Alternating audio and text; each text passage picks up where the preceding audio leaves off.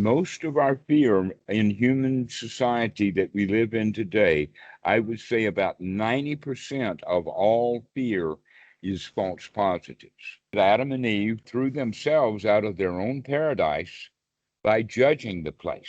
Upādāna is the point in time when the wanting tips over the edge into the concept of ownership. I would Yeah. say that the one thing that the students miss, or let's put it in two, but they're all associated with right effort. It really is complex. Basically, Yeah.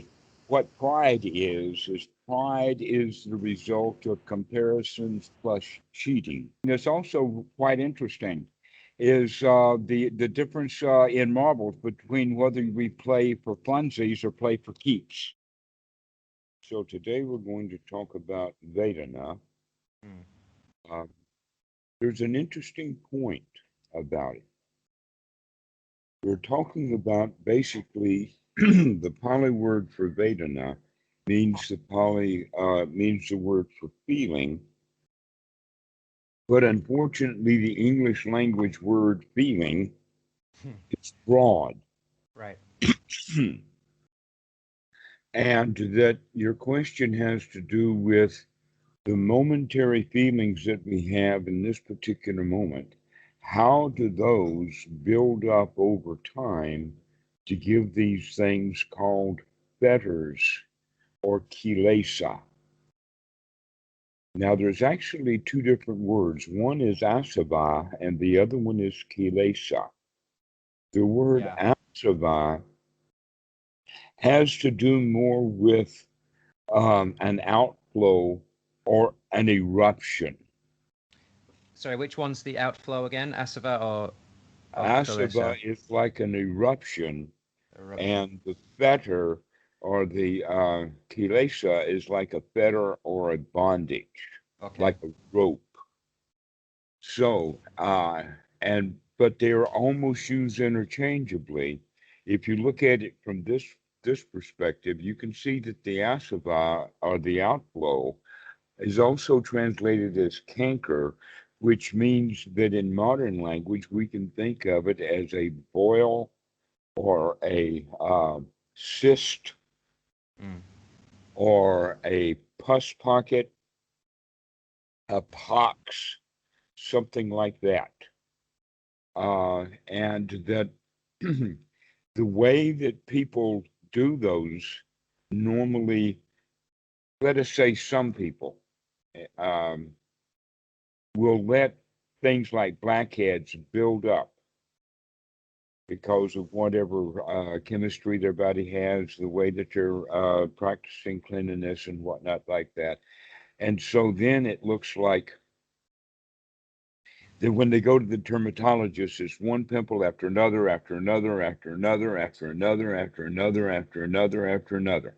This is basically now the way that we're looking at it in the sense of hindrances in the moment or thoughts. So the asava has more to do with what we're doing right this very second. Mm. And the fetters have to do with the long-term buildup in the sense then that the asava would be the pimple. But what causes those pimples? Perhaps an underlying fungus or an underlying metabolic imbalance, something like that. And that would then be what we would consider the fetter or the kilesa. The Yeah. kilesa is like the buildup. Uh, okay, here's a way of looking at it. Think of that when people smoke too much and they catch lung cancer. The lung cancer now is the kilesa Mm. because it's been building up over a long period of time. And the coughing would then be the asava. Is this making sense for you? Of course. Yeah. All right. So with that, we can get back to Vedana. Let's talk about the word Vedana for just a moment. Um, and I'll tell you an old mistake that I made, and I think a lot of people do. Okay. Normally, the Vedana is referred to as I like it, I don't like it, and I'm not sure whether I like it or not, is the best way to kind of understand it. In the Pali, it is referred to as Sukha Vedana, Dukkha Vedana, and Sukha Dukkha Vedana. And at other times, it's referred to as a Dukkha, a Sukha Vedana. And this then, for some strange reason, got translated as neutral. Yeah. Okay. It's not neutral, not at all. That it's a feeling and it motivates us. If it were a neutral feeling, it would be nothing at all, easy to deal with, right? But there are certain kinds of adukkha, asukha vedana that will cause a war. I mean, it can be that big. It can cause conflicts. It can cause all kinds of things. So let's look at it in the sense that it's not a neutral feeling. Now, it's important to point out that when what we're talking about here is actually an integral part, the middle point of Paticca Samuppada. Basically, we can say that the first half of Paticca Samuppada is real.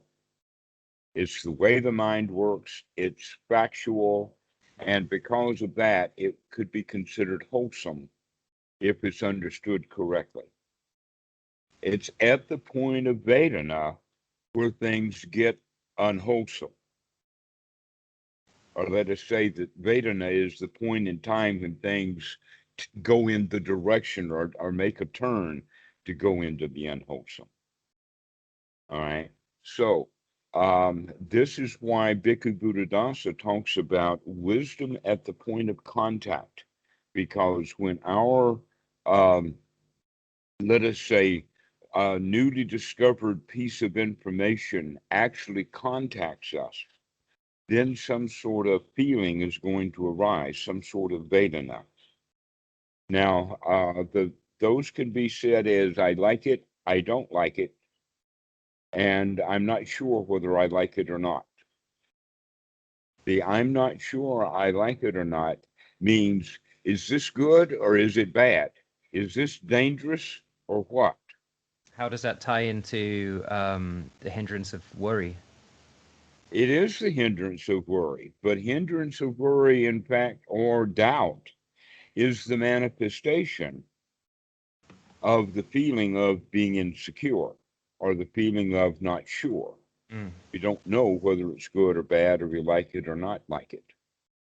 And so we can see that there are some negative connotations with this.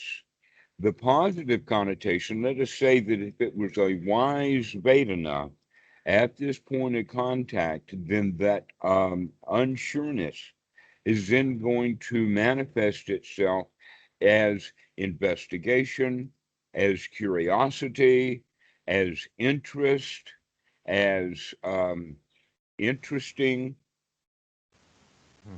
But if it that feeling of Vedana is seen ignorantly, then it comes up with, what the hell? Oh no, what are we going to do about that?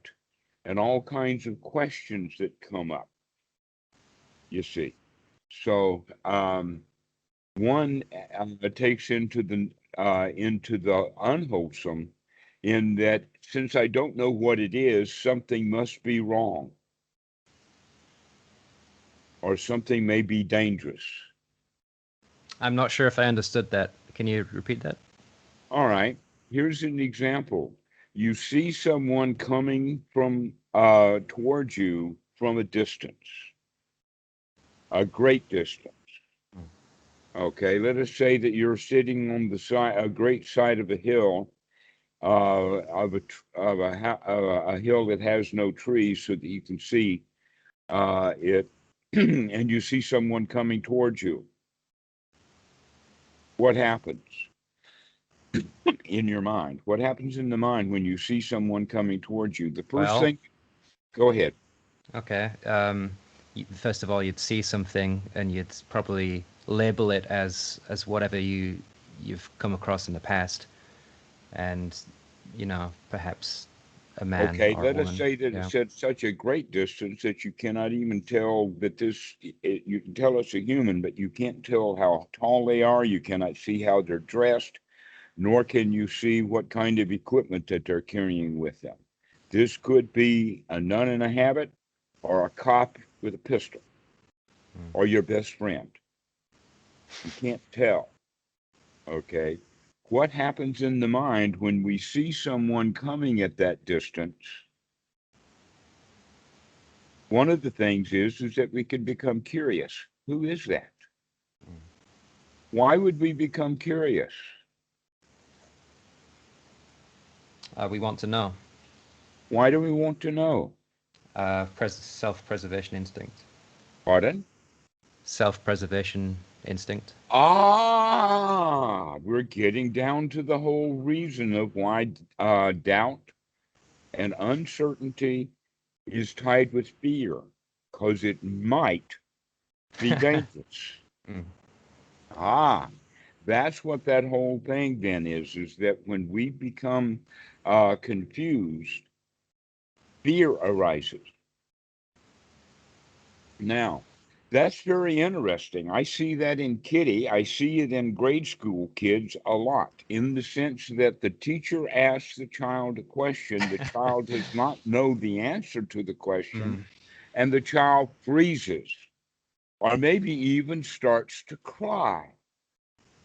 Why is that? It's because this is a point when the child does not know what's going, the answer to the question, and they perceive that my not knowing is dangerous.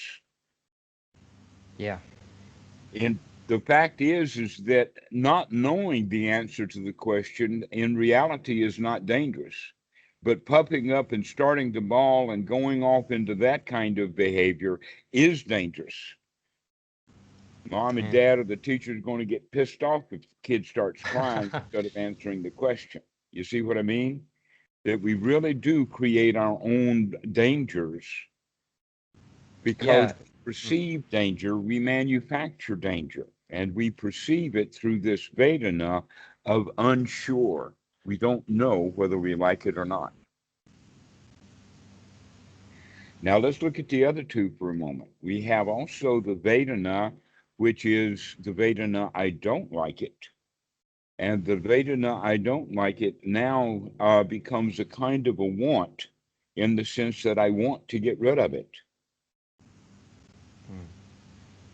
Also, in the third one is that I want it. I like it. Okay, so I like it, I don't like it, and I'm not sure about if I like it or not. Those are the three kinds of Vedana. One is mixed, the other one is known, and those are the only three kinds of Vedana. There's not a fourth kind other than the way that Bhikkhu Buddhadasa talks about it. There is a fourth kind of karma, or a fourth kind of Vedana.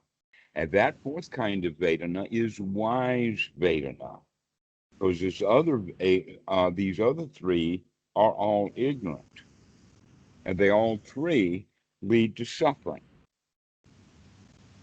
And let's describe why. First off, at one time, my mistake is that I thought that Age Sukha E Dukkha Vedana was a negative emotion because it caused us to become confused. But it doesn't necessarily. It can cause us to look something up on the internet, and we Yeah. can gain our knowledge. We can put two and two together. Is that does that relate to investigation of Dhamma? How does that tie into things? What? Exactly Yeah. so. That's what we're talking about, is that we need to change confusion into investigation wisely. Ignorantly, we just stay confused and we start planning on the dangers. Yeah. Wisely, it turns into an investigation. But let's look at that one about I like it, therefore I want it. Now, originally, and a lot of people will think that, oh, well, at least there's one out of three feelings. One is confusion, one is don't like it, and the third one is I like it. That one must be okay to have. Except that when it's ignorant, it leads into the same basic place as the other two do, in the sense that we want something. Okay, if I like it, I want it. If I don't like it, I want to get rid of it. And if I don't know what it is, I want to know what it is. It's always bound up in this wanting. This wanting, the Pali word for it is Taṇhā, thirst, hunger. We want out of our feelings. But if our feelings are wise, then the feeling does not give rise to want or desire. In other words, instead of just wanting to know, we bring in joy or curiosity and we investigate rather just remaining confused. Okay, so three kinds of Vēdanā, three kinds of feelings. I like it, I don't like it, and I'm not sure if I like it or not. We practice these things ignorantly over and over and over and over and over again, building up habits in the mind. And so it's like we cut a rut, or that we pound a path into the woods, and we keep going down the same path because it's convenient. That going through the thicket requires a new kind of investigation. And so we tend to avoid the thickets and continue to go down the path, ever how stuck we get on that path. What about what about the Buddha recommending monks to go out into the wilderness and realize that there is no, he said, as long as you're practicing, then you're safe and secure, something along those lines. I'm not sure whether I follow you or not. You're talking. There's one in the middle length discourses, I think, of the Buddha overcoming fear by staying out in the wilderness and encouraging monks to do the same, something like that. All right, you're talking about Sutta number 4 in the Majjhima Nikaya. Yes, that basically what he's really talking about is that which you are afraid of, confront it and investigate it. Right. Okay. Okay. For instance, if a dog is barking at you, don't run away from the dog. Stand there. Hold your hand out. Let the dog see you. Okay. So these are the things that he's talking about. And basically, you can understand that in the time of the Buddha, there was a lot of magical thinking, especially a lot of magical thinking in the sense of dangers in the forest. There were real dangers in the forest. There were real pythons. There were real wolves. There were real tigers, etc. But most of the dangers in the woods were magical. That's just the way that the mind goes. Anything that goes bump in the night must be a bumpy spook. And so because of that, some places got reputations as to being more haunted than others. That in the time of the Buddha, Bodh Gaya itself was considered one of those spooky places. And here's the reason for that, is that it was first off fairly close to a river. It was in lowland, possibly flooding from time to time. It had a lot of growth, and it was just merely a kind of a dangerous place. But it had the extra dangers to it in the sense that it got the reputation of being spooky, haunted.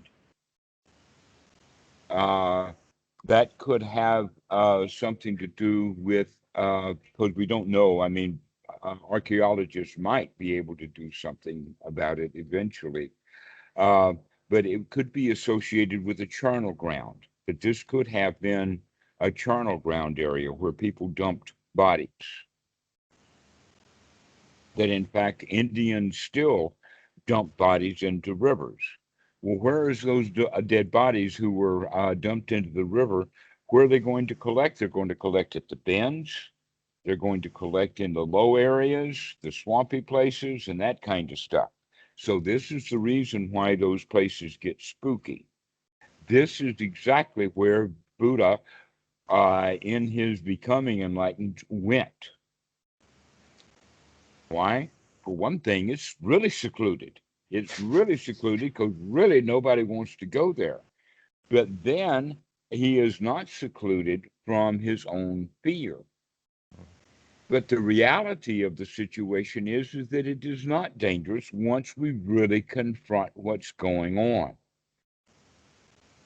And we keep confronting, we keep looking, we keep investigating, and we keep finding out that there's really nothing to be fearful of.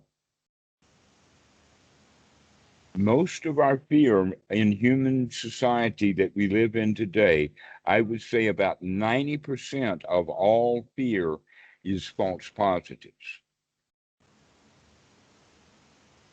We become afraid when there's no reason at all to be afraid. And our fear often then creates the danger. Yeah. An example of that is that when people become afraid, confused, then they begin to act guilty in front of police. If they're being questioned or interrogated and somebody is absolutely okay, he'll answer the police, he'll be okay with them, everything.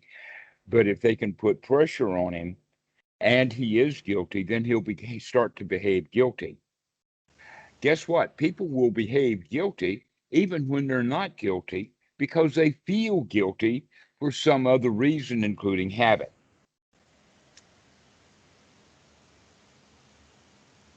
Okay, so and this guilty feeling that we're talking about is also directly related to fear.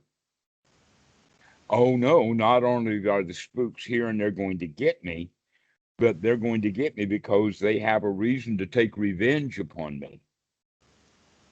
In other words, I'm their target. This is magical thinking that we get into. That the whole world is out to do me harm is the way that paranoids begin to think. Where in fact there's really no danger. We have created, manufactured the danger, and we created and manufactured the danger out of confusion. So when things go bump in the night, what do? Most humans go bump inside. They become terrified. But the wise will listen. They'll start listening very carefully. What's going on? Is there more of that? Right. Okay. So Vēdanā then is the instantaneous feeling that comes up. The Vēdanā that comes up at an instantaneous level is normally associated with thoughts because not only do things go bump in the night, they go bump in the mind also. Unwholesome thoughts will come up. Those unwholesome thoughts that come up about a very common one in our society is that you've got a work assignment that's coming up. You've got homework to do. You've got a job to do in the future. And whenever we start thinking about the job that we have to do, then here comes that confusion, that anxiety, and all of that kind of stuff. This is a point for our practice in Anapanasati, is to recognize that if I'm not actually doing that task of writing that email, then there's absolutely no reason to think about it, because if I start thinking about it, then that's the same thing as my mind going bump in the night. Right. And it will bring up confusion. It'll bring up anything but satisfaction. And so this is why we want to say, let's not deal with things mentally. that we're actually not dealing with in reality.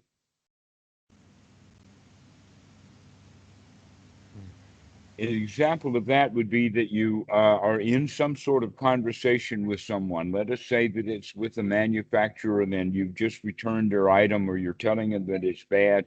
Many different kinds of, let us say, quasi or semi-confrontation. Can be with a relative, it can be on anything. And so they write us an email and send it to us. We respond to that email. After we respond to that email, before we even get their response back, we start planning our next response. And we haven't even gotten the email from them yet. They may not ever send another email back. They may have forgotten the whole thing. Maybe it'd be better if we did too. So we don't know what's going to happen. So we start to plan on it because we don't know what's going to happen, instead of saying, oh, well, if I don't know what's going to happen because nothing is happening right now, why should I be thinking about and worrying about what's going to happen? In other words, we're talking about these things that go bump in the mind actually create this feeling of confusion, anxiety, and all of that kind of stuff. And that if we just simply had wholesome thoughts instead, we wouldn't have to deal with all of that self-created danger that is manufactured in the mind. And the Buddha talks about it in great detail in the Paticca Samuppada teaching of exactly how that happens. That if we like something, then we want it. If we don't like something, then we want to change it. If we don't know what it is, then we want to know what it is, so we'll know whether we can kick it out or grab hold of it. In other words, we don't know whether to bring it in or to push it out. And the whole thing of pushing and pulling then is what our whole mental set is based upon. And that is then critical thinking. It's very interesting to see how the teachings in the Bible of Adam and Eve fit into this precisely. In the sense that Adam and Eve threw themselves out of their own paradise by judging the place. You live in a paradise until something goes bump in your mind, and then you destroy your paradise by thinking it's dangerous. How do we do that? Okay, so if we like something and we are wise to that liking, then we can just merely say, I like it, but I don't want it. That phrase, in fact, is a very, very famous phrase, and it is attributed to Ajahn Sumedho in a conversation with Ajahn Chah. When it was at the Keten ceremony. You've been in Thailand, so you know the Keten. And all the girls are all dolled up at the Keten ceremony, and Ajahn Sumedho is looking out at all of that, and Ajahn Chah comes and says, what do you think? What's going on here?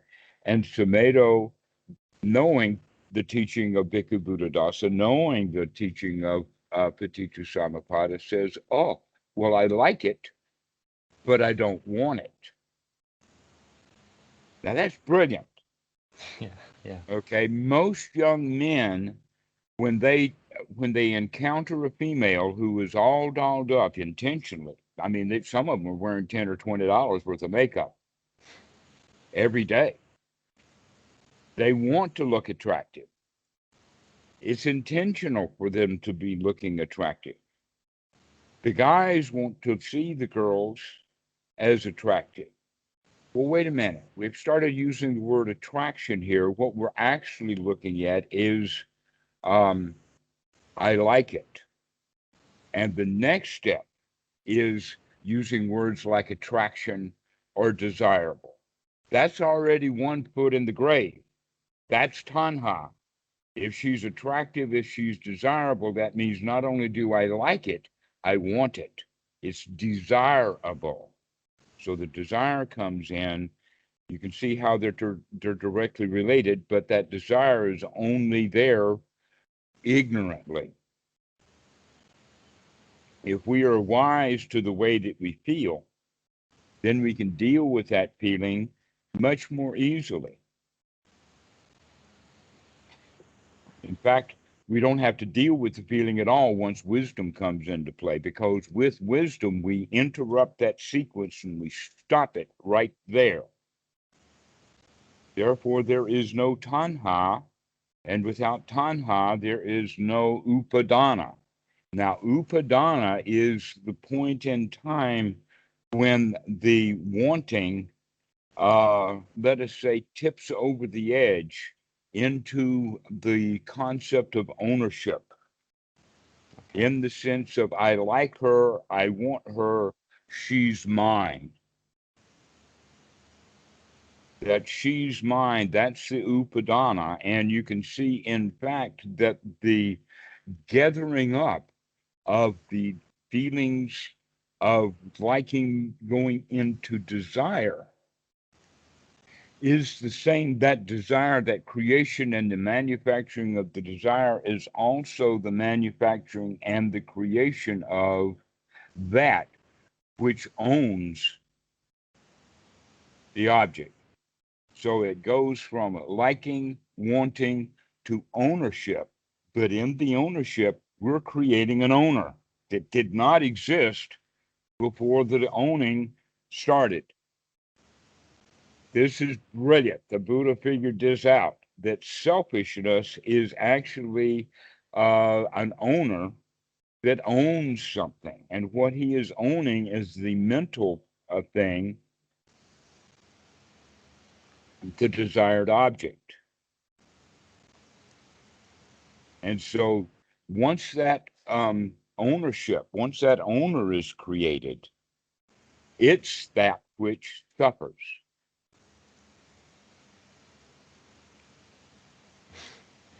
So what about the good stuff?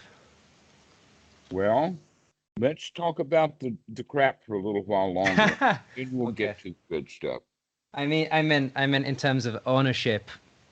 I mean I'm not sure, because pride is an issue. Pride is seen as an unskillful quality, but when you recognize good qualities and you you gather them and you enjoy them. I know. I think at some point it all just takes care of itself, but maybe you can see what I'm getting at, or maybe I don't know. Well, I can understand what you're thinking about. Let's look at it from a kind of a different perspective. Okay. Let's go to the Trilokana for a moment. Anicca, dukkha, anatta. You've heard that many times. Sabbe sankhara anicca. Sabbe sankhara anatta, dukkha. Sabbe dhamma anatta. Basically, what we can then say is that let's look at a particular kind of anicca. The kind of anicca that happens in this moment. The kind of anicca that actually has some sort of impact to us in sensual awareness. An example of that is that you're standing up, looking down at a hardwood floor, and you do not see anything in particular other than the hardwood floor until the gnat or the flea or the tick actually moves. And then you can see the tick when it moves, okay? Motion contacts the eyes. It's actually physiological, down into the eye level. The eyes are attracted to movement. So because of that movement that the tick made, it catches our attention, as it were. So anicca has happened. Now, if there is,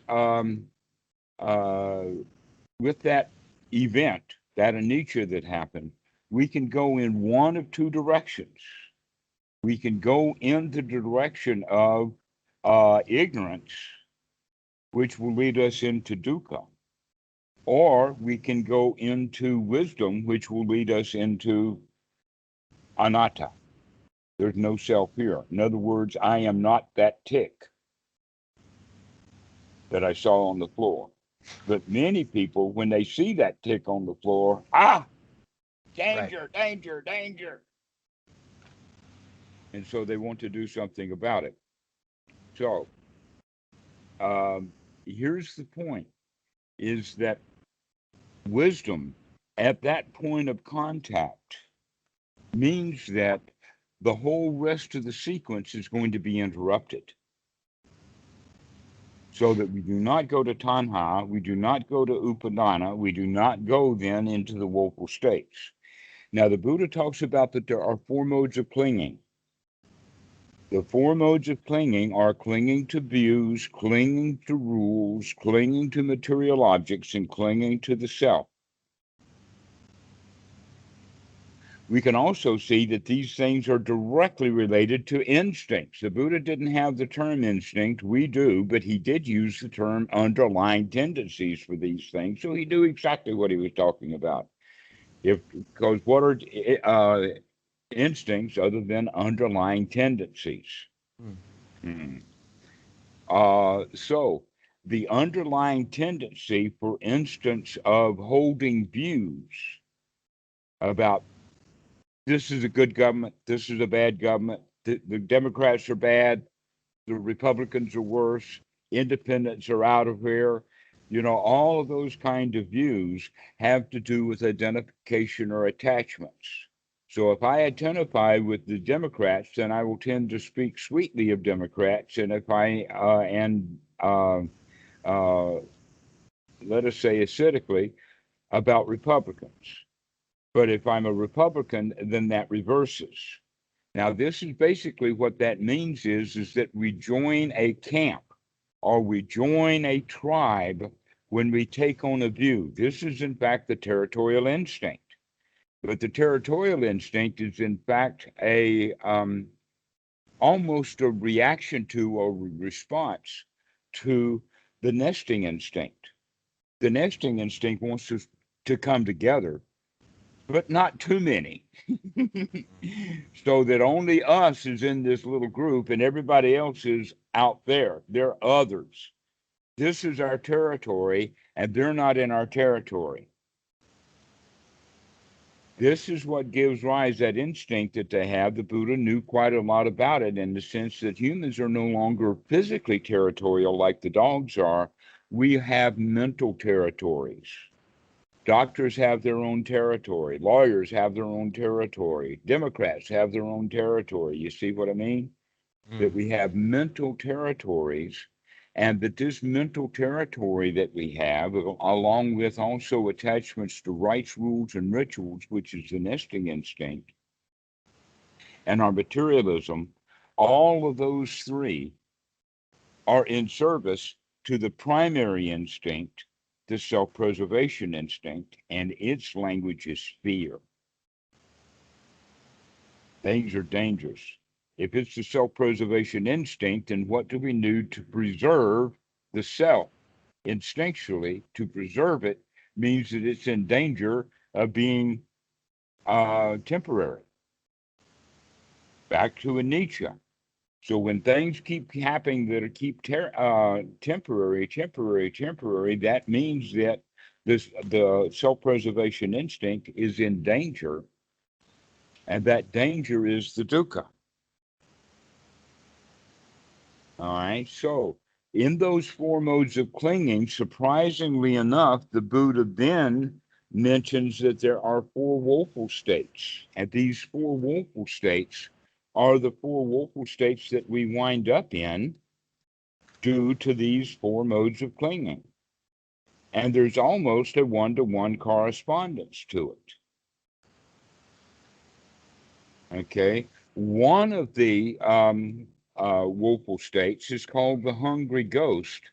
And what that basically means is the individual who is in that woeful state is wanting something that he doesn't have. Many meditators want enlightenment. Other meditators want past life experiences, and they work really hard to get these things. Other people want money and they rob banks. So it's the wanting and being unfulfilled.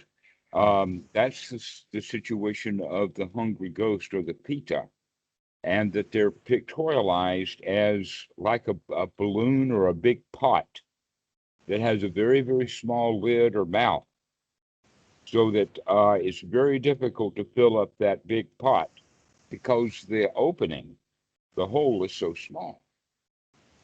That's why it never gets filled. It's never satisfied.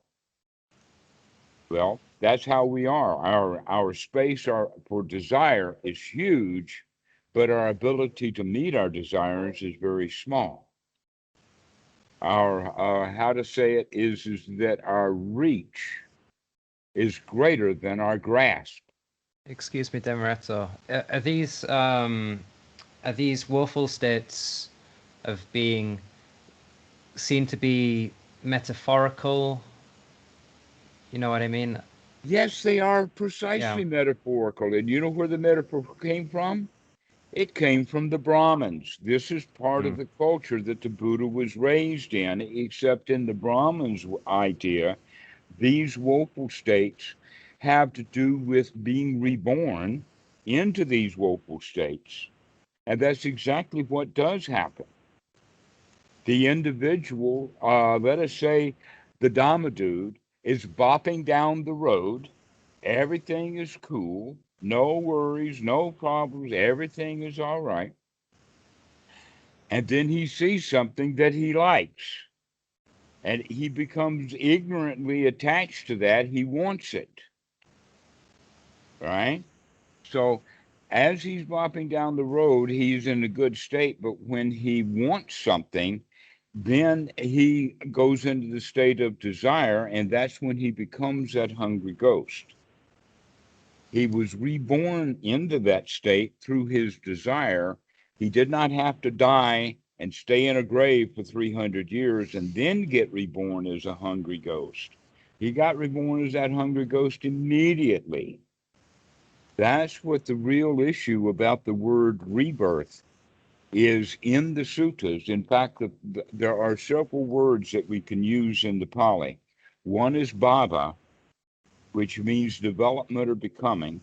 One is jati, which is translated as rebirth, when in fact it's just birth. And the other one is the word hoti, or hantu, depending upon the ending of the word, but it's a verb and it has various verb endings. But the root word would be hoti. And that has to do with being. So we have development, becoming, and birth. And that because of the cultural Christian influence and the way that things got translated, is that the English language version of the Pali Sutras is even much more magical than the Thai translation.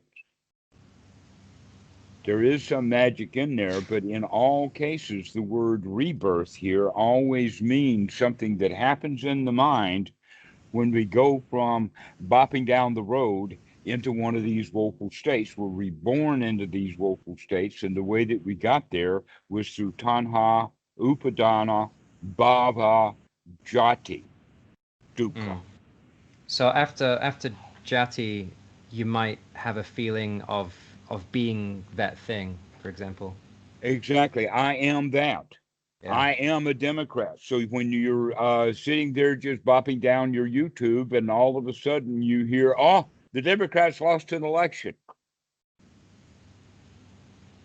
Guess what? I am a Democrat. Therefore, I feel bad. And that happened in the mind very, very quickly. Right. But if the Democrats have a bad day, and I don't care about Democrats, I'm a human being here. Yeah. Then I do not identify with the Democrats, and therefore there's no reason to feel bad. But if it tugs at that Vēdanā, then the response will call to being. Right. That's the becoming. We become that Democrat that we just heard about. And we become it over and Well, over sorry, and the over. response may come to being, not will, may, Mhm. depending on you. Okay, so now we have these four woeful states. The one that we've been talking about is uh, the hungry ghost. Another one is the animal state. This is the most common in our society. The most common woeful, miserable state that humans get themselves in is the animal state of doing what you're told to do, going along to get along, just like the plow horse is just loving his pasture. He's got all kinds of things to eat out in that pasture. And the farmer comes up and attaches the plow to the horse and makes him work for several days, plowing up his own pasture. And guess what the horse gets out of that plowed up pasture? Nothing. The groceries go into the house. The horse is left with hay. Okay, how many times have you done that? How many times have you plowed your own pasture because you were told to do it? I can think Put of away enough. your toys. That's plowing your pasture right there. Put your toys down, put your cell phone down, and do your homework. That's dumb animal plowing his pasture. And we get into that state a lot. In other words, basically, it's a bait and switch. It's a promise.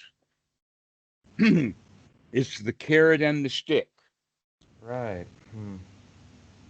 It's you do what you're told to do, and if you do what you're told to do, you'll get a reward. If you go do your first grade, you'll get a reward. What's your reward for first grade? Second grade. And if you go do your second grade, what's your reward for second grade? Third grade. And what's your reward for you? You get the pattern. Yeah, yeah. Yeah. And So it's so, a okay. promise of kind of, I don't know, kind of a delayed happiness when the happiness should be immediate It could in a be if sense. we were Yeah, wise, yeah. but we delay the gratification because of the promise that things will get better later. And so the hungry ghost and the dumb animal. The next one, which is the easy one to understand, is the hell.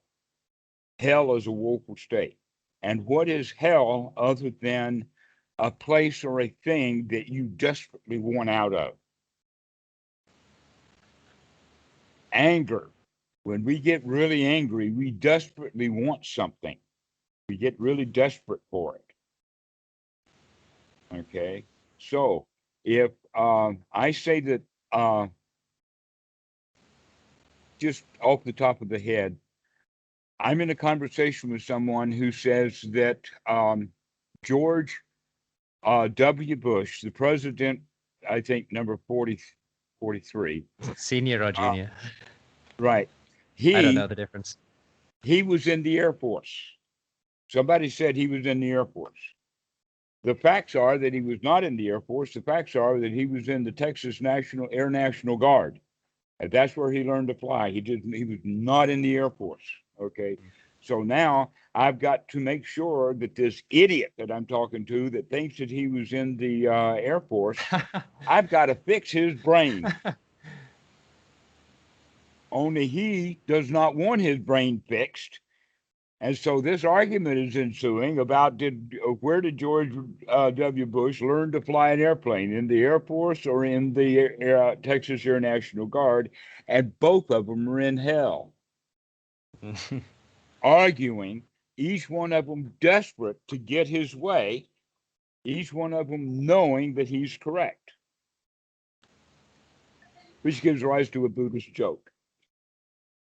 The Christian and the atheist were standing on the street corner in one of these heated arguments. Each one of them desperate, only their conversation was about hell itself. And the atheist was saying, there ain't no hell. And the Christian was saying, the hell there ain't. And boy, did you really, and the Buddhist walks by And he starts and he looks at him and he smiles and he says, hell, right now you're both in it. Yeah. Yeah, I've brought this up before, but there was an old play where some scholar uses magic to conjure up a demon who will do anything he wants for him, manifest any desire possible. And I think the main character asks him, um, is hell real or whatever? And he says, "Why hell? This is hell. You're already here." You're already in hell. Yeah, yeah. This is it, wanting Yeah. things. And okay, so another state of hell would be like anxiety, that we don't actually have to be arguing with someone, but we can be in a state of anxiety. And we want out of that anxiety so badly that we'll do almost anything to get out of that anxiety other than deal with the anxiety directly. In other words, the anxiety becomes a motivator to go do something rather than the motivation that needs to be looked at. Mm. It's almost like secondarily. Here's a very clear example of that is that I want a girl, therefore I go buy a car. Not just a junker, a chick magnet. You see where that going? In other words, we take a secondary thing. I want a girl, so I go buy a car. Because the delusional thinking is that the girl will think I'm wonderful because I've got a wonderful car. Unfortunately, most teenage boys don't recognize that most teenage girls are smarter than that. But not all of them. Mm. So back to anxiety then. We have anxiety and we think, oh, I have anxiety because I didn't do my homework. If I go do my homework, I'll be finished with my anxiety. And while the guy's doing his homework, he doesn't feel the anxiety, but when he finishes the homework a half an hour later, the anxiety comes back. Basically because he wasn't doing anything and he just recognized that the anxiety is still there. Do you know the Greek myth of Sisyphus? I think that's what it was named, rolling the boulder up the hill. Yes, Yeah. Sisyphus. Yeah. Exactly. Mm. And Sisyphus doesn't realize that, hey, now that the ball has rolled down to the bottom of the hill, if I can find a particular side of that boulder to sit on, I can sit in the shade. Yeah. Yeah, But where does no, the term shady come from? I was thinking about this because you think shade is like a refuge. Is it because culture would kind of grow in shades? And sorry if I'm sidetracking here, but it's just a thought I had. The word well, shady. I when we think shade doesn't necessarily have to be either good or bad, that it Right. depends upon the context. That in fact, I was talking about the good shade in the sense that he could find a rest, because here he had been in the sun throwing this boulder up the hill. It keeps rolling back down. It keeps, Mm. doomed to what is the doom? I would say the doom to roll the ball up the hill or the boulder up the hill is his anxiety or need to get the ball up to the top of the hill. Mm. I know that in when that is taught in high school or whatever, the idea is that there's some magical being or a god that's forced him or has punished him by giving him this task to roll the ball up the hill. But the obvious point is that Sisyphus just wants to roll the ball up the hill. Mm. And so long as he wants to roll it up the hill, he is doomed to failure because of his desire that he could, in fact, just sit down and enjoy his life sitting in the shade of the boulder. But Right. also, the word shade has to do with that when things are not out in the sunlight, not able to be seen. If they're in the Right. shade, then they're difficult to understand. So a shady character means that he's trying to hide something, not able to be Okay. seen. Yeah. So it's So not really about feeling, but appearances. mhm. Stuff. Yeah. Okay. Okay. So Sisyphus then is doomed to this state of anxiety, and he keeps thinking that he'll feel better if he gets the boulder to the top of the hill. That's the delusion. That's what causes this to be a hell for him. Okay. And the gravity, in a sense, is Paticca Samuppada or anicca, right? Like it gets to the top of the hill, it's not finished because the gravity's going to roll it down anyway because things are temporary and changing. Everything is temporary and Yeah. everything is changing, right? And yet, here in our society, we're all Sisyphus with thousands of boulders to put on top of thousands of hills. Right. There's no end to it. Right? So that's a hell state. There's no end to it. And it's an uncomfortable situation. Just never gets resolved. So that's the third one. That's hell. And it's associated with anxiety and fear are the two feelings. But underneath that anxiety and anger and all is the fourth one, the Asuras. The Asuras Right. are the same as the Titans. Yeah. Many people will think that, wait a minute, these are heavenly beings. Isn't one of the places to be reborn is in a heaven? Yeah, but this heaven is the real kind of heaven, a regular kind of heaven, in the sense that it's not a magical heaven, it's the real state of the Asuras are like the Titans. They're the warriors. They're the heavenly warriors. They are dressed for battle. They are ready to go to war, and they don't. Mm. Why did they not go to battle? Is because they probably, I mean, the only people that they've got to battle would be the higher gods, which are naturally is going to smack them. And so the Asuras are all dressed up for battle and no place to go, no battles to have. An example of that is the child who has one line in his school play, and he walks out on the stage and freezes. Yeah. He knew his lines, he knew what was going, but he became afraid. And so the underlying feeling is this Asura, or this feeling that we have of that prevents us from acting because of confusion, because of fear, and whatnot. So these four woeful states are is where the self is reborn into, which has to do directly with these four modes of clinging. So we basically what the Dhammadutta, the practitioner, is going to be doing, according with Bhikkhu Buddhadasa, is as his skills develop, he can catch things quicker and quicker and quicker and back up in the sequence of events. That we teach Paticca Samuppada both forward and reverse. Because if we teach it only in forward order, we're only looking at the cause, effect, this causes that causes the next thing, the next thing Yeah. causes Is this. that just too much caught in time and narrative and story? Right, but the actual investigation needs to be done in reverse order. How quick are you to catch this stuff happening? Basically, the slow ones, the beginners, or even ordinary people catch on to things way too late. An example of that is an argument that's happening in the bar. One guy is arguing over this sport team and the other one is arguing over that sport team, but it could be politics, it could be religion, it could be anything. Two guys are arguing. When does that argument end? Think about it. What are the possibilities?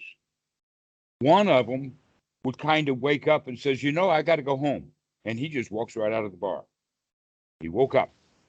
Second possibility, one of the people who were in the bar comes and tries to break up the fight. Hey, guys, wake up here. Let's look at what's going on. Third possibility, neither one of them wake up and no one comes to interfere or wake them up. Somebody's going to wind up dead or injured. That in fact, very late in that night, by 3 or 4 a.m., you may have some bodies being dumped in the river. Why? Because nobody ever woke up. But most people will wake up in the argument someplace. The husband and wife, for instance, are arguing, and the husband will yell something and slam the door right after he's had the thought of, wait a minute, this is going wrong. I have gone too far. I have hurt her, or I've said something wrong, or this is going nowhere. And that wake up happens way too late. But at least they woke up, because if they didn't, somebody's going to get hurt or dead.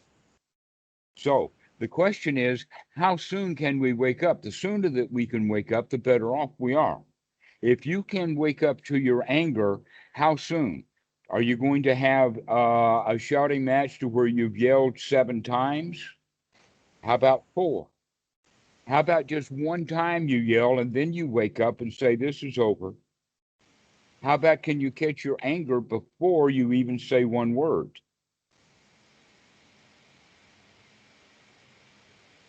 And this is what I would recommend, to begin to see anger as anger when it comes up as anger, and catch it before you ever say a word, because then you have a chance of changing it. This is wisdom now at that point of contact. And we have choice over the Vēdanā once we wake up.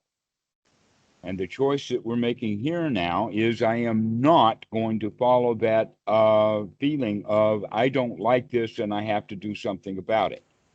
And we're going to have the feeling of, whoa, wait a minute here. Let's not get into that. Let's not go there. Okay.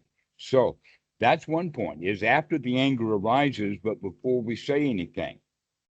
And then we can go even further back in time, whereas the feeling itself arises, before we go into that, because if we get anger, that means that we've already gone into Taṇhā. If we start yelling, now we're in Upādāna. But if we can catch it at the point of Vēdanā, then that means that when that anger feeling comes up, we can do something about it right then and there. We don't have to express the anger. We can take a deep breath. Yeah, that's the best thing to do, is to take that deep breath. Have you ever? We've talked about this before, with laughter being inappropriate in like courts or a funeral, for example. Mm-hmm. But I think maybe from experience, I don't know if maybe I'm imagining it or something. There are cases where if somebody is pissed off, and you just don't respond, or if you smile, or if you take a deep breath, they'll get angry at you for being happy. It's very strange. Yeah. Mm-hmm. Mm-hmm. Very strange. That's why it's a good idea in that situation to say, I got to go to the bathroom, or I'll see you in a moment, or look what time it is, or do something to make an escape. Okay. Okay, so let's spend a few moments now on the other side of it, because you were about to ask, well, what about it when it begins to get positive? What that means is that now we have wisdom at that point of contact. And let us talk about it in the sense that not in normal, ordinary, worldly day, but let's talk about it in the sense of practice, the practice of anapanasati. Okay. Now what we're going to practice is that we're going to practice having only wholesome thoughts. If we practice having only wholesome thoughts, then that means that when unwholesome thoughts come up, we're going to stop those unwholesome thoughts before they lead to unwholesome feelings. So if you have thoughts of joy, then you're going to have feelings of joy. If you have thoughts of anger, then you're going to have feelings of anger.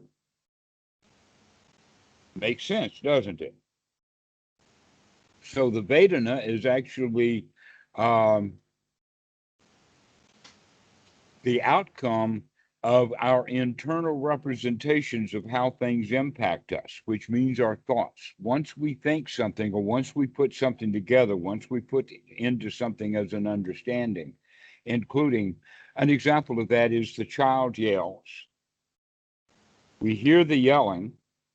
We put that together to find out that what is the yell? Oh, the yell is that the child is just not getting their way, and that's a tantrum, and tantrums are bad, and I don't like tantrums. And you can see all those thoughts will happen almost within a half second or less. And then we have a reaction to that child having a tantrum, rather than recognizing that if I was having only wholesome thoughts, then when I hear the child in the pain of a tantrum, now my feelings that come up are going to be feelings of compassion, not annoyance. Why? Because my own thoughts were now wholesome. So here's where we begin to interrupt things. Is we begin to have only wholesome thoughts, only wholesome thoughts, only wholesome thoughts. And the wholesome thoughts in the practice of Anapanasati, wholesome thoughts would be like gladdening the mind. If we are gladdening the mind now at this particular version of Paticca Samuppada, the feelings are wise, which means now the feelings are not the feeling of I like it, therefore I want it ignorantly, or that I don't like it and I've got to do something about it ignorantly, or if I don't know what it is and that I've got to become confused ignorantly. Now with wisdom there, we can behave in a happy way. In other words, we can actually at this point control the way that we feel. How do we feel when we want to feel that way? When we feel the way we want to feel, how do we feel? We feel sukha, which is exactly opposite of dukkha. In other words, which direction are you going to go when anicca has either anatta or dukkha? Why do we keep going for the dukkha when we could have gone for the anatta, coming from it from the position of there's no work here for me to do. There's no job for me. This is not mine. When we recognize that a lot of the stuff that we thought was our business, and in fact is not our business, this is where we begin to change those thoughts that give rise to different contact and a different kind of feeling. So instead of having fear coming out as Vēdanā, instead it comes out as safe and secure. We want to cultivate safe and secure, and we want to be able to cultivate it so much so that we can actually go and spend a few hours in the graveyard happily without any fear at all. And when we leave the graveyard, we go break into the morgue and spend the next several hours there happily because we're not afraid of anything. Why? Because we're practicing seeing what's there. Oh, it's just a morgue. There are no spooks in the morgue. All the spooks that people think are in the morgue are actually in the mind. They're not in the morgue. Yeah, yeah. German word for mind is Geist, right? Geist means ghost, which in English comes from the mind. Exactly. And also, so, that's where Zeitgeist, also comes precisely. Well, that's what the word spirit means also. And we have words like expire and whatnot. Actually, the words expire and spirit have to do with the air, but that's where ghosts are. They're airy-fairy. They're not really there, right? So that's the basis of the language that we use. But when we are practicing in such a way so that the mind is completely free from unwholesome thoughts, which means that the mind is free from hindrances, then naturally the feelings that are going to arise are not going to be these ignorant feelings that take us into dukkha. They're going to be wise feelings that keep us in a state of sukha. And this is how we practice Paticca Samuppada. If we can get the mind quick enough so that we can get a mind into good state and stay in that good state, then the invitations to go into Vēdanā, into bad feeling, is not going to be there so much. And the possibility of anger is going to be reduced and reduced and reduced and reduced. So that in fact you go out and kind of looking for things that you know intentionally used to piss you off. And you go back and revisit that, saying, hey, you can't piss me off now. Right. Okay. So an example of that for many people was like, yeah, watch Donald Trump for 5 minutes without getting unhappy. they do that for fun and then get happy. Yeah, Right? do that for fun. Yeah, I can enjoy that. I'm in great shape. I can listen to him lie and lie and lie and get a big kick out of it. I don't have to feel bad. Okay, that Sisyphus does not have to feel bad about rolling that stone up the hill. Just doesn't have to do that. It's not his business, not his job. Right. To do so, we are reborn as the dumb animal, the worker. So now that we're looking at this, we've gotten ourselves actually into a state of sukha. The mind is free from hindrances, and that we keep doing that and we keep practicing it over and over again until we get them the confidence that I can throw the hindrances out anytime I want to. This is the first step of the noble path, is the knowledge that I can, in fact, clean my mind out. I do not have to go down that path of bad feelings, because I can have only wholesome thoughts. I can see things the way that they really are right now. And so that's what we begin to practice. We practice. Maybe a point. You mentioned about going back, for example, to watch a video of Donald Trump or something to see, oh, this time I don't have to feel bad about it. I can enjoy it. Well, this is a kind of reinvestigation, right? And I'm sorry to bring it up, kind of, but in the Burmese maps, there's a kind of review stage at the end. But I'm not an expert on that, but I did think about a review recently on thinking, oh, that's what that was. Yeah. How does reinvestigation about step 16 of the 16 stages of insight, right? Okay. The important thing to recognize is that sequence is not necessarily chronological. Yeah. That in fact, that review that you're talking about has to be the very, very first thing that people do in order to get on the spiritual path in the first place. Right, I think, yeah. If we recognize it like that, then it's better not to think of things as hard and fast. A has to finish before B can start, and B has to finish before C can start, is the normal way that we're taught in the Western mind. The mind doesn't work that way. Yeah. Is this just kind of dependent on how we write and read information in a way? It's like left to right. It has to go from one point and then it has to go to an end point, but it doesn't really work like that. It's all interplay and exactly. Yeah. And in a way, it's almost like the Western mind.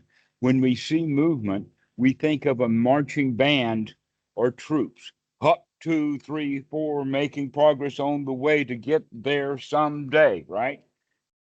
Life is not that at all. Life is a waltz. Yeah. It's not even in 4/4 time.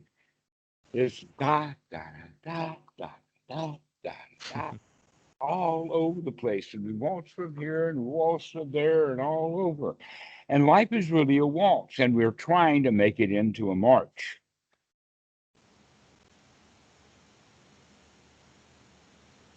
And really, life is a waltz.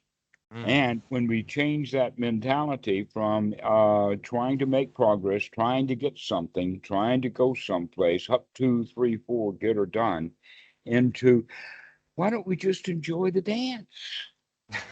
We're not interested in getting across the floor. We'll eventually get over there and we'll get back, but it doesn't matter what distance across the dance floor we're making.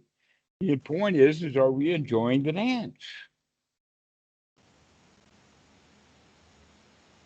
So this is where we then practice with the Anapanasati, so that now, because we've gotten that sukha over and over again and we know we can do it, this is when the attitude changes. That attitude is, I can do this.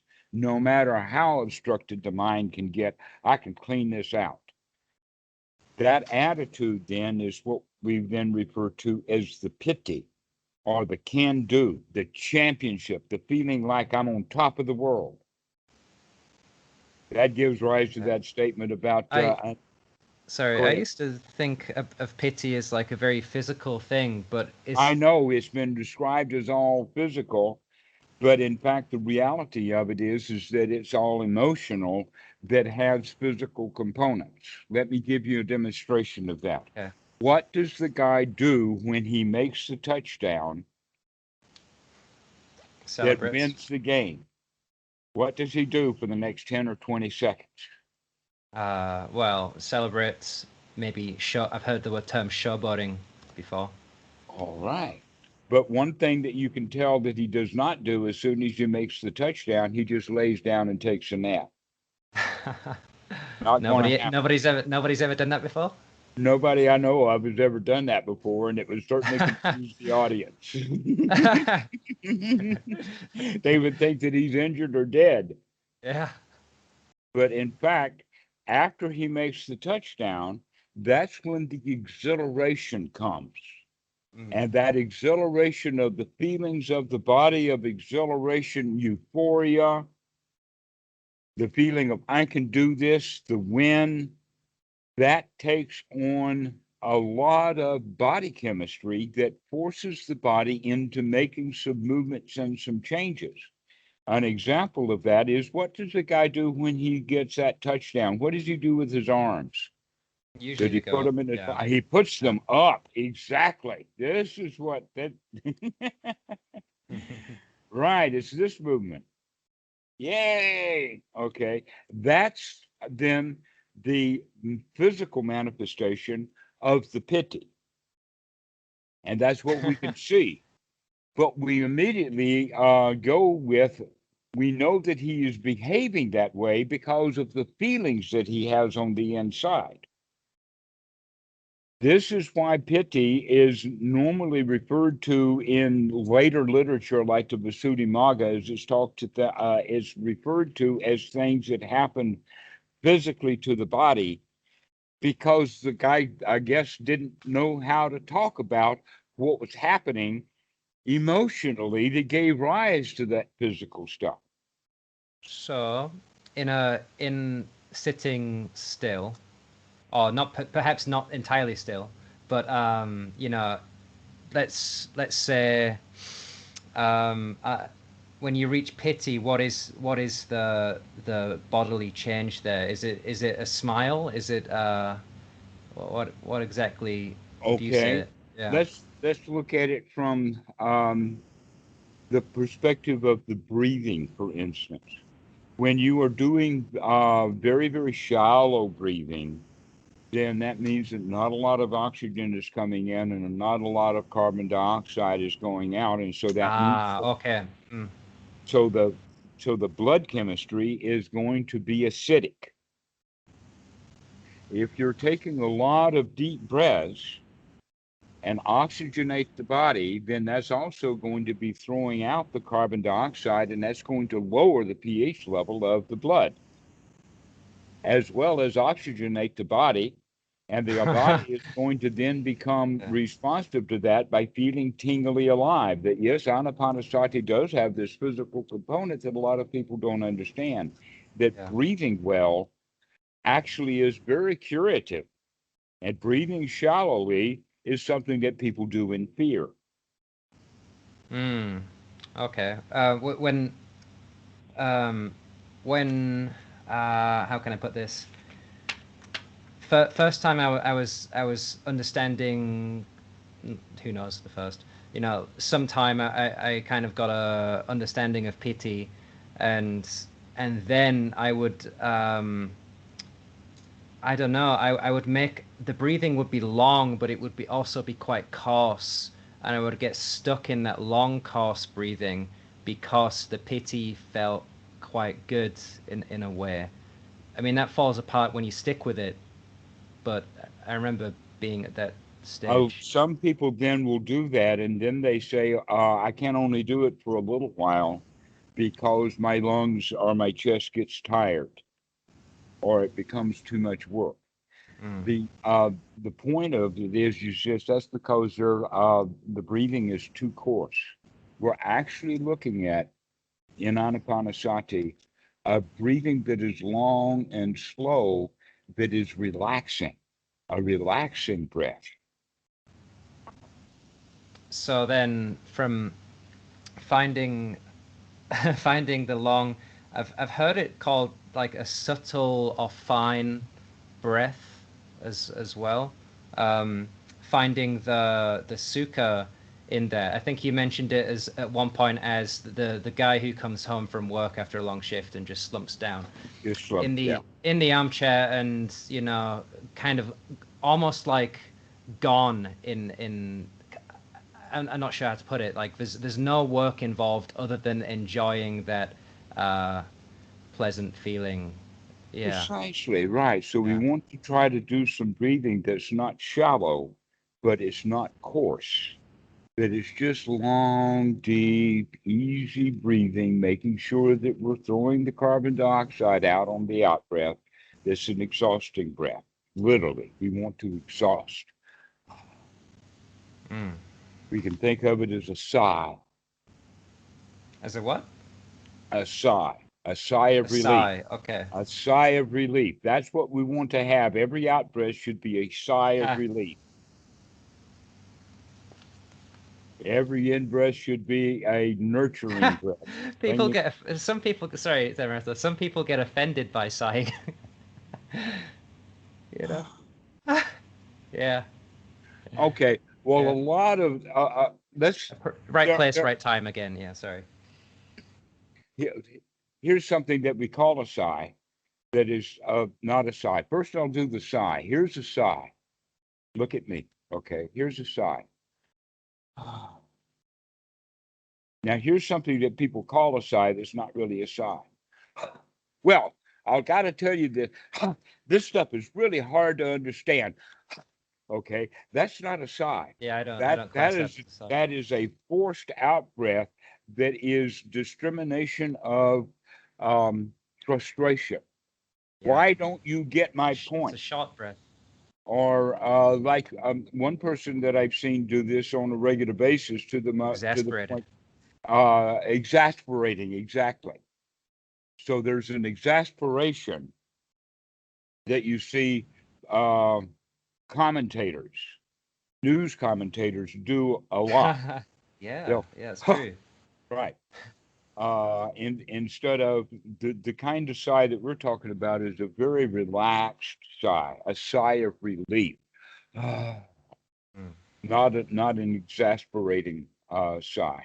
So that sigh of relief and an in breath of taking in joy, taking in the air, keeping to do that, continuing to do that, then oxygenates the body, and we become what is called tingly alive.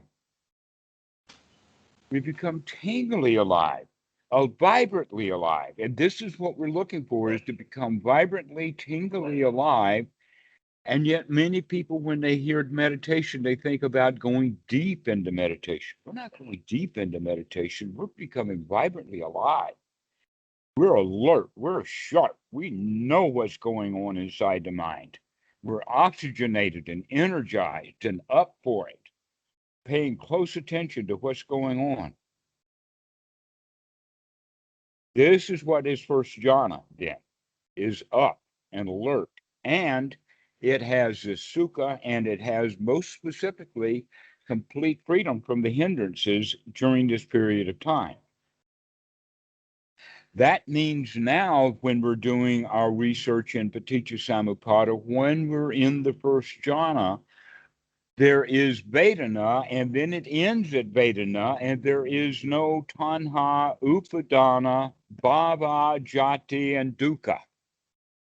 Because it's all coming in fresh, right? Because it's all coming in fresh, and it's all wholesome. One wholesome thought after another, after another, after another.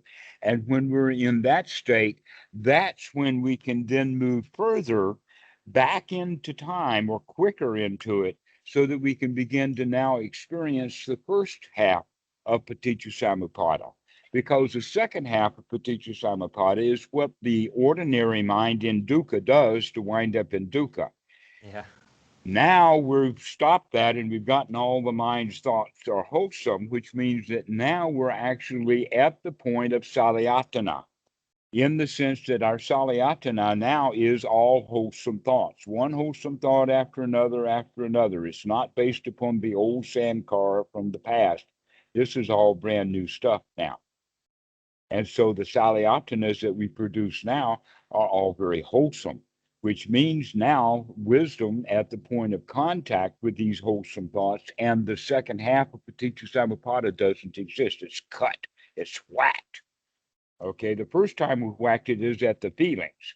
Now we're whacking it right at salayatana. To get into first jhana, we've whacked it at salayatana, and we're only going to allow wholesome thoughts in. As we progress through the jhanas, then, we only have wholesome things to note. Everything that's happening is happening wholesomely, because we're only allowing wholesome things in the mind and wholesome things to happen, so the unwholesome side of Paticca Samuppada is interrupted. That's not the same as the Mahasi method. The Mahasi method starts off noting whatever there is, which means now you're going to be noting a whole lot of dukkha. Yeah, I think a part of that method, it's kind of so strange, like the instruction. It's like, oh, you want it to be like that. Okay, feel free to note it how it is, and then maybe you can wake up if you don't like it. I don't know. It's very strange instruction. I know. And this is then why people have, okay, so eventually the sequence is fearfulness, misery, disgust, despair, strong desire to get out of that state, followed by then redoubling of the efforts. If we had redoubled the efforts right from the very beginning, we would not have ever had to have gone through misery, fear, despair, disgust, and a strong desire to get out of it. We were practicing correctly from the first place. Yeah. So the 16 stages of insight practice is actually a method for failures because they're not practicing correctly from the beginning, and it's only in step 11 when they begin to start practicing correctly, when they could have done that right from the get-go. The very first thing that happens is seclusion, and then from that we have to purify the mind, which means to get rid of the hindrances early, not 20 years in. You don't have to go through some dark night of the soul and then get the idea, finally I'm going to start meditating after 20 years of something else I was calling meditation. Now we can start directly by getting rid of those unwholesome thoughts right from the very beginning, and then there's no need to go through misery, disgust, despair, and strong desire. That we're eliminating that right from the very beginning. So we can see then that the problem is not that the 16 stages of insight are wrong. It's that the understanding of these is that they're A and then B and then C and then D through the 16 stages. That's the problem. Yeah. That all of these things are there. Let's do them in the right order so that we don't have to have a dark night of the soul. That we can do that ongoing reevaluation every minute. Yeah. You don't have to wait until you're finished with all of the other stuff. The thing that I find the most amusing is that it's step 12 is when the Four Noble Truths are brought in. To where, oh no, the Four Noble Truths, that's the foundation of where we get started. We don't have to wait until step 12 before we introduce the Four Noble Truths. And then people will say, oh, well, that means that finally at step 12 is when you finally understand the Four Noble Truths. And that's the point that I'm making. Yes. Why do you have to wait to understand? Why don't you understand it right from the very beginning? Well, the thing is, people who go on retreats, they already know that they're in dukkha, right? Because they go on the retreat. Right. So why go through all that stuff? Yeah. And that is so funny. There was one time, this actually happened in 2011, and that I actually intentionally went to Wat Suan Mok. I had heard that Achan Po was not there that day, so I went ahead and signed up for the course. I got the room. In fact, made friends with the old guys and all of that. And there was Kun Metta and Achan Meti and a German and several others. The point I'm making is that when Achan Po had found that I had signed up for the retreat, and my intention was because I wanted to hear my friend Dhammarato, I wanted to hear his sequence of talks. When Achan Po found out that I was in the retreat, he says, why are you doing that? Here, come to Wat Suan Mok and I'll give you cootie in the back. And, why do the retreat? So that's exactly right. His position with me is, why are you doing a retreat? Didn't you get anything out of all of those retreats you did all those years ago? Well, yes, but I've got a different reason for doing the retreat now. And he said, okay. And I went ahead and did the retreat so that I could. Turns out that because of sitting postures, I'm not sitting places. I couldn't really hear everything that Dhammarato said, but it was still worthwhile. But you're making the point exactly. Why would anybody go do a retreat if they already hadn't been doing step 16 of the 16 stages of insight? They would have never started a retreat. Right. Maybe for solitude, but there are a lot of people around. Pardon? Maybe for solitude, maybe they can't find a place to find solitude. Is that the words? Right. Seclusion. Maybe they can't find seclusion, but I don't know. There's other options. Well, I would say go camping. Camping is a wonderful place to go seclusion. We call it camping, but the Buddha just says go to the forest, to the foot of a tree, to an empty hut, to a pile of straw, and sit down in seclusion. Here's the thing that's really interesting about a meditation retreat, is that 100 people or so all come together. They sit down in the meditation hall, all on their individual cushions, all separated by a certain amount of distance, all arranged in squares and whatnot like that. And everyone in there is now pretending to be in seclusion while they're in fact with 100 people. So it's really not all of that secluded. The point, I guess, is that they should be getting instructions, and so they could come together for instructions. But why have it set so that from 9 a.m. to 10 a.m. you all got to sit in the meditation hall? It's a required sitting group, right? That's not Anapanasati. That's I guess that's Burmese military. Yeah, it sounds like it, right? Yeah. So the point is that we need to get into seclusion. Once we get into seclusion from the outside world, then we need to get into seclusion from the world we brought in with us. So first, getting away from it all, and then getting away from all the stuff that we brought with us when we got away from it all. And that's the hindrances of the mind. That's the first thing that needs to be done. That's the purification of purification of the mind, is because the mind is pure now because it's got no unwholesome thoughts. But it does have a whole bunch of wholesome thoughts, and we want to guide those and use those for the rest of our practice.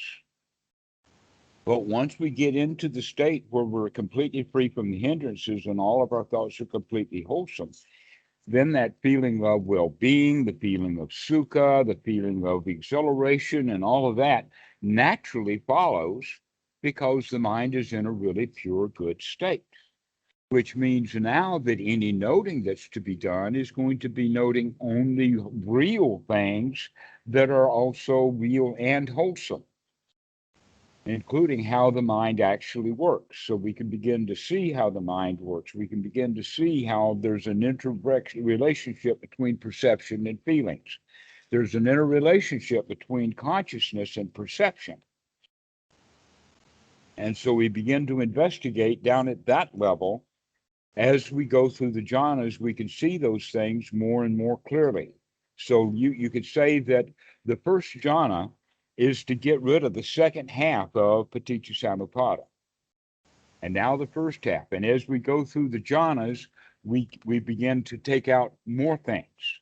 Eventually, we bring feeling and perception to absolutely cessation. But that doesn't mean that a whole lot of other stuff is still not happening, because the mind is really sharp and we can see a huge amount of stuff that's really going on in there.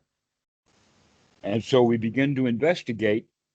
And one of the things that we're going to investigate, here's something.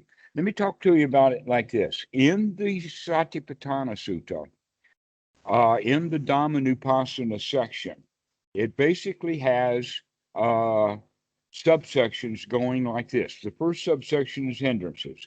The second subsection is the five aggregates. The third subsection is the seven factors of enlightenment. And the fourth subsection is the Eightfold Noble Path and the Four Noble Truths, which basically means then that once the student is free from the hindrances, now what we're going to be paying attention to is the way the mind works in relationship to the teachings of the Buddha.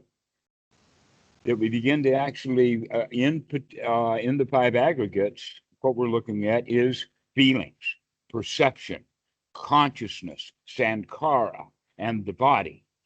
But we have to do that when the mind is completely free from hindrances. Because otherwise we won't be able to see things at that quick level, because we'll be all the way up into the very slow stuff of the second half. So we have to be in the first jhana.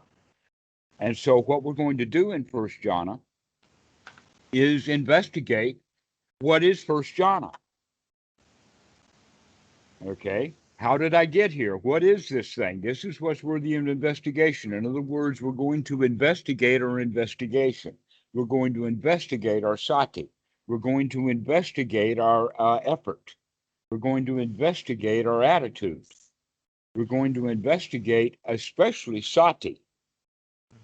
How's my sati? How's my sati? How's my sati? How's my sati? Over and over again, we keep looking at it. How's my sati? Is it quick? Is it fast? Is it strong? And these are the things that are then worthy of paying attention to, as opposed to paying attention to the things that we normally pay attention to, which are associated with unwholesome thoughts. When we're associated only with wholesome thoughts, now we're paying attention to actually the way that the mind works, not how it winds up in suffering. So this is what we're going to spend our time on. This is what's worth noting, is how's my joy? How's my sukha? How is my contentment? How is my euphoria? Yeah, how's my euphoria, guys? See, I think I tried. First, I did a lot of sitting, right, like formally, and said, "Oh, this is meditation, whatever." And then I moved into trying to just keep with long breathing throughout the day whenever whenever I felt, Whenever you remember. Vēdanā. Yeah, whenever I could remember, whenever I could remember, just to wake up, I suppose. I don't know, but then I think now I can see I do perhaps need more of a balance of it. I would Yeah. say that the one thing that the students miss, or let's put it in two, but they're all associated with right effort. This takes effort. This is not a passive meditation, and yet advertised that way. An example of a passive meditation is choiceless awareness or Mahasi noting. Zen, just sitting. That's a passive meditation. Anapanasati is an active meditation. It requires effort. And we're going to put in effort into, let us just say, 2 or 3 areas. The 2 areas that we normally would be to change our thought from unwholesome to wholesome thought. That's one's right effort. To change our view from an unwholesome view to a wholesome view. This would be one's right effort. And also, I would say then the third one would be our breathing. To take the effort to do the long, deep in breathing and to take the effort to do the long, deep out breath. But guess what? After we practice for a while, it becomes almost a habit. Yeah. It becomes easier and easier to remember to do it. But in the beginning, we have to have that effort. But we always will use the effort to remove unwholesome thoughts because the habits of unwholesome thinking is so deeply ingrained. And when I say the habits of unwholesome thinking, I'm talking about critical thinking. Our culture is based upon critical thinking. This is better than that. A B in school is okay, but an A is better. Okay. And that basically we make a lot of false boundaries. An example of that would be colors, that we have the rainbow, and that there is a range from between red and orange, and that many cultures have different colors. For instance, in the Pali, they make no distinction between blue and green. Some cultures don't. They use just one word for it. So that means then that the colors that are easy to remember are those that fit directly into the categories that we know. But if a color doesn't fit the category or is right on the boundary, then it's harder for us to define.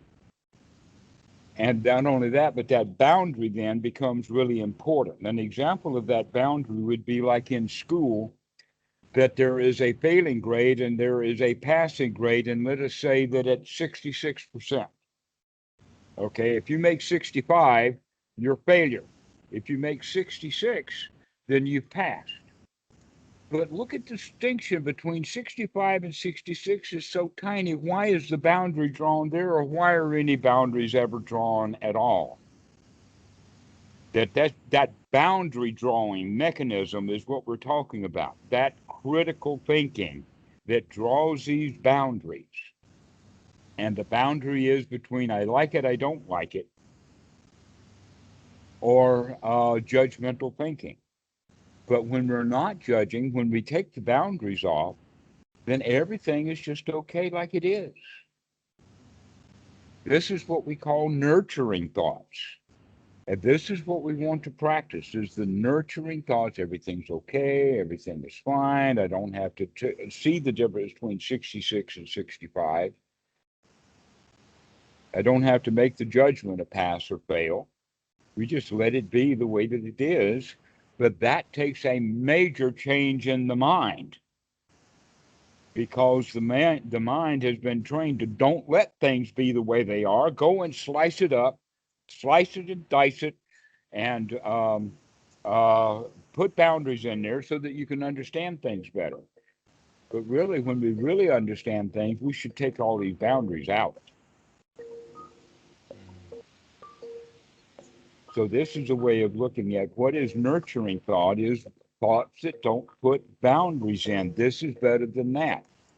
An example of that is when we're looking at sukha. Sukha is sukha. Wow, sukha is just sukha. But many of the students will say, yeah, this is sukha, but it's not as good as I thought it ought to be. Let me have more. All right. And now it's not sukha at all. Now it's dukkha.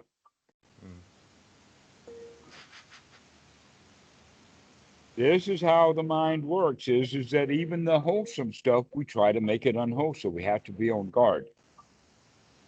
We have to keep watching. So this is where we keep putting in right effort. Right effort, right effort, right effort. One right effort after another right effort means that we're taking the unwholesome out and putting wholesome in. And as we do that, the skill to determine what is wholesome and what is unwholesome grows and gets sharp. I had a question that I thought of a while back, and then I just let it slide.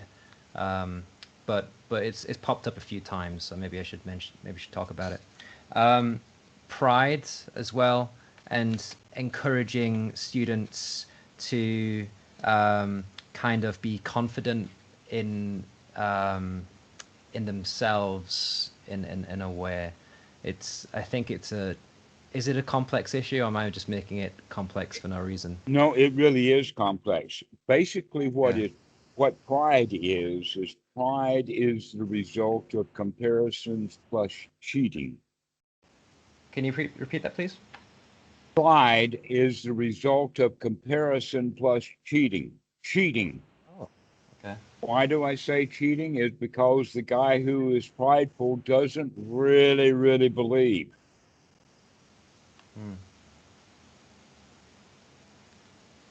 He doesn't really believe it. That normally we can say then that the Pali word is mana, or conceit. And conceit means competition. Right. Competition or comparisons. So that if I compare myself to someone else, I'm either going to win or to lose or to draw. Right? If I win, that's pride. Many times I actually go ahead and compete with someone just to prove to myself that I am better than they are, so that I can have that feeling of pride, because otherwise I really wasn't sure. That pride is based in doubt. And so it has to be proven. Otherwise, we're going to feel back into the victim's position again. That's completely different than confidence. Someone who is completely confident doesn't even bother to compete. Okay.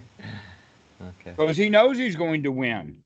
He's won so many times before in all the competition, it gets boring and tiring. I mean, that's a lot of work to do to go around competing with folks. Yeah. Yeah. So if you know you're going to win anyway, then why bother to compete? Or if you recognize even deeper than that, is that competition is a ridiculous way of spending one's time. So it doesn't even matter whether I would win or not. Why compete? But if we do compete, then there is pride. All right. So pride, in Christianity is really, really big on pride, because they don't quite understand it. They think pride is that the guy's puffed himself up because he thinks that he's puffed up. No, pride is what people do to puff themselves up because they don't feel puffed up. Yeah. Okay, so the opposite then of pride is humility. Guess what? The Buddha was not big on either pride or humility. The Buddha was not humble. The Buddha was a lion, not humble at all. But people think in ordinary life that humility is the exact opposite of pride. No, they're both the results of winning or losing a competition. That when one is really strong, when one really has that winning attitude, when one is really on top of his game, he doesn't bother to compete. So the competition itself, then, that's an underlying fetter. And the way out of it is through confidence. Also, that underlying fetter of competition has another additional component to it, and that is the unsuretedness or the fear that I might lose. Therefore, I want to cheat. I want to put my thumb on my scale, because it's my scale anyway. Might as well put my thumb on my scale so that I will win. This is what we mean by criteria selection. Thumb on scale? Right. The thumb on the scale is how do we determine how to value something? Oh, right. Okay. Yeah. Okay. Criteria selection is a very, very big deal. We use it all the time, but we don't quite understand what that means. In other words, if you're going to compare A to B, then you have to bring up characteristics. And that list of characteristics is then your criteria for comparison. So let us say that you're going to compare A and B, and that color is going to be one of the comparisons, so that red color is better than yellow color, right? But if you don't put color in there as one of the competitions, then how do you know that A is going to be better than B? And when you take all of the comparison criteria out, then you can't compare A to B. But you couldn't anyway, because in the reality is that to really compare A to B, you have to factor in all of the criteria, and that's almost impossible to do.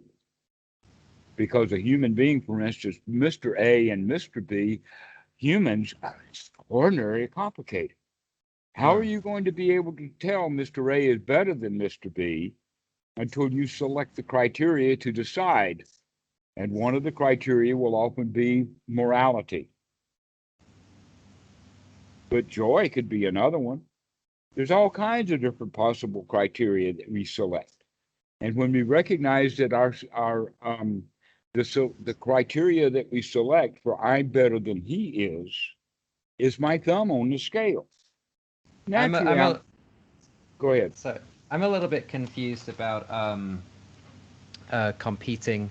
To be honest, I used to compete in martial arts events, and I still play video games from time to time, which is one player against another player for the most part, and at the end there's declared a winner and a loser.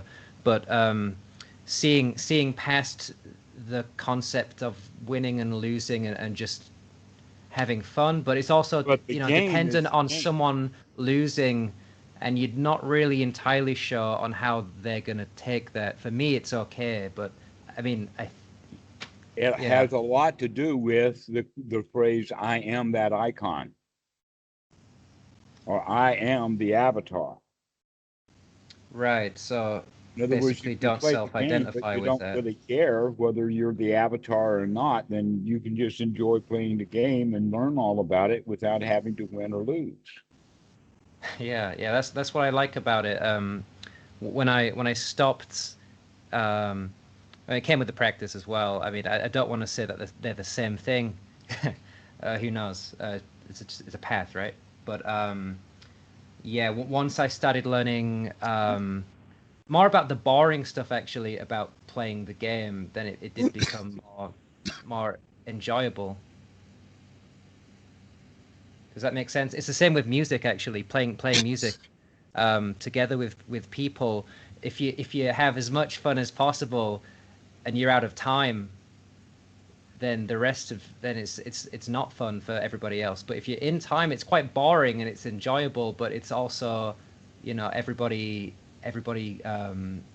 has fun. It's interesting. I don't know if you have anything to say about that, or whether anything's needed to be said about it. Well, quite a lot could be said, but we've been going on for a while now. We can possibly talk about this later.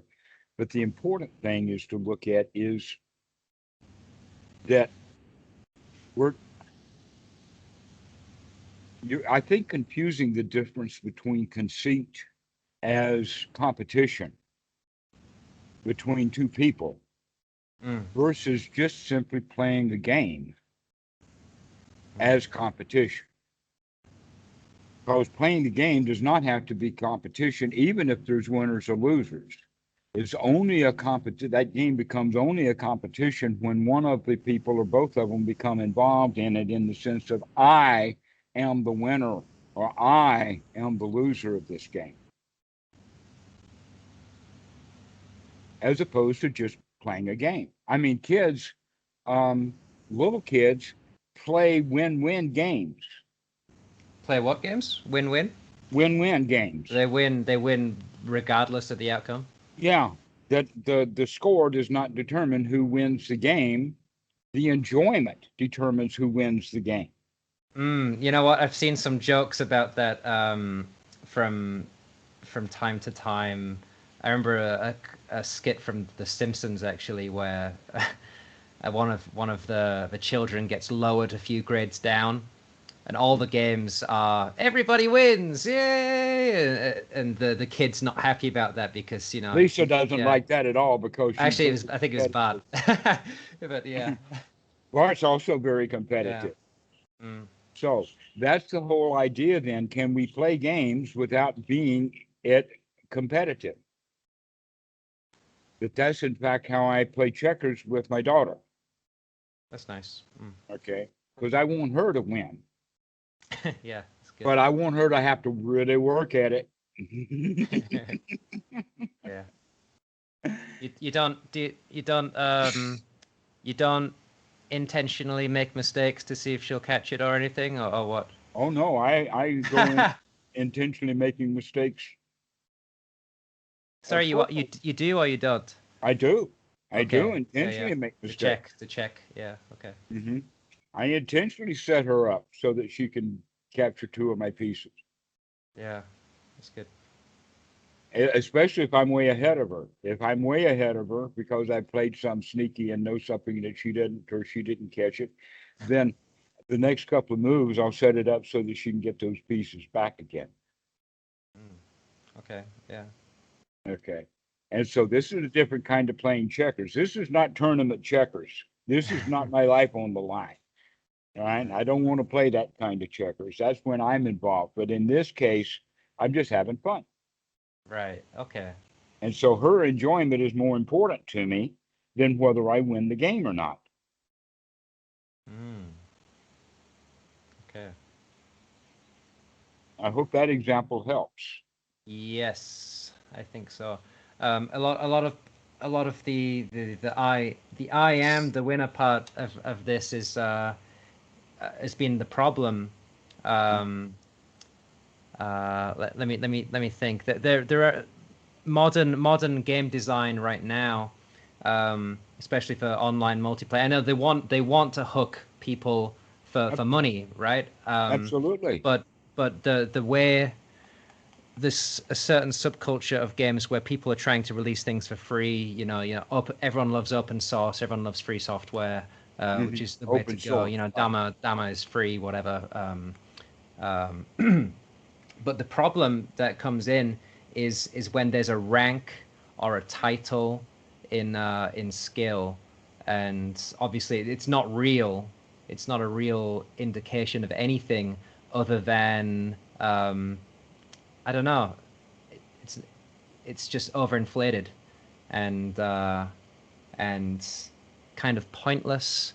Right. Sucks away the fun.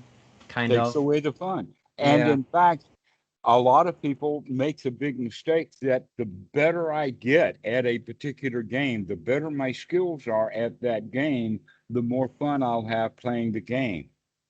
And that's not always the case. Right, yeah. And in fact, you can see that people who are like world champion chess tournaments, those guys sweat buckets. Yeah,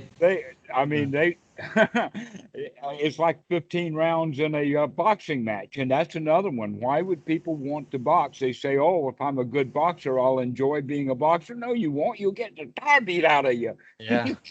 And just because you're beating the tar out of somebody else doesn't make it feel any better, I don't suppose.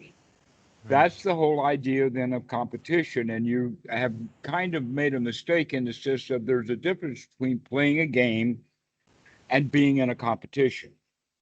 The playing of the game is always playful in the sense that the outcome of the game doesn't matter. What's important Right. is how Yeah. we play the game.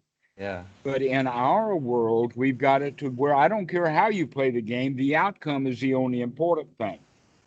That's exactly what happens in politics, that the Democrats still Yeah. say that I do care about how the game comes out, but how we play the game is kind of important. Yeah. Where the Politics and Republicans sports too. say, no, no, I only want to play, I only want to win the game, and I don't care what it takes to win the game. That's all we care about is I want that power.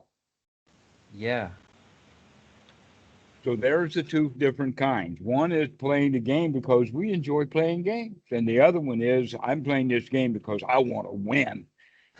And I'm not going to enjoy playing the game. I'm only going to enjoy winning it if I do.